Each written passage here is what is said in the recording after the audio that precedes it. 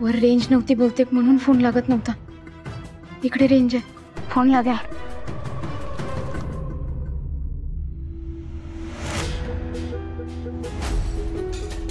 काय झालं देवा, फोन का लागत नाहीये?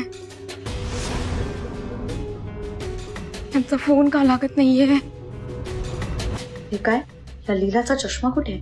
आणि ही अशी तरुण मुलींसारखी कशी काय चालतीये? गणेश, हीच बेस्ट अपॉर्च्युनिटी आहे हिला एक्सपोज करण्याची. मावशीला दाखव म्हणजे तिचा विश्वास बसेल. बघितलंस ना सुजित, कसे गेले त्या नीलमची बॉडी मिळाल्याचा फोन आल्यावर? मणीला पण घेऊन गेले. आई आहे ना त्याची. फोन आला का रे काही?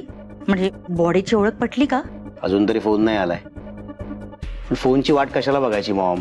त्या वॉर्डनची बॉडी घेऊन येतील ना आपल्या घरात. नाही सुजित, त्या बाईची बॉडी माझ्या पवित्र घरात अजिबात आणून देणार नाहीये. मी खपवूनच घेणार नाहीये. त्यांना म्हणाव काही कार्य, काही विधी करायचे असतील ते शवाघरात करा, नाही तर स्मशानात. माझ्या घरात नाही. ती नीलम आली आणि माझ्या संसाराची वाट लावली. तिची बॉडी आणून परत मी माझ्या घरावर सावट नाही पडू देणार. बरोबर आहे का मॉम तुझं? डॅडने कधीतरी अफेअर करून ठेवलं आणि त्याचा त्रास आपल्याला भोगावा लागला. आधी ती स्वानंदी, त्यानंतर ही वॉर्डन. बरोबर आहे तुझा. कशाला तिची बॉडी परत त्या घरात आणून त्यांच्या आठवणींना उजाळा द्यायचा आहे? मॉम, मी डॅडना फोन करून सांगतो की बाहेरच्या बाहेर तिची बॉडी डिस्पोज ऑफ करून टाका. तेच बरोबर आहे.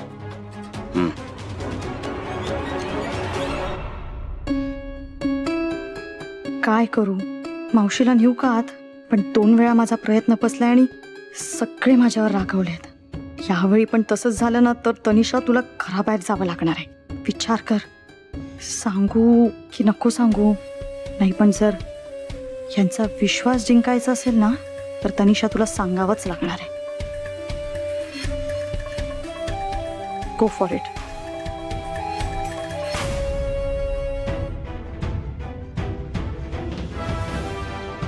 मॅडम. काय झालं? हो, तनिषा मॅडम तुम्हाला तिकडून लपून छपून बघत होत्या आणि तुम्ही आयासारखं नव्हता वागत, तुम्ही स्वानंदीसारखं वागत होतात. हो का? हो मॅडम, मला वाटतं त्या तुमची कंप्लेंट करतील.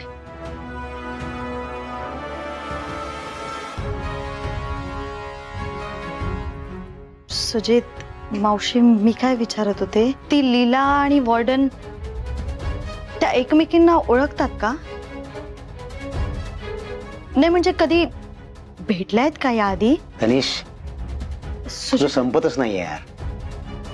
सतत आपलं लीला लीला लीला. सुजित, अरे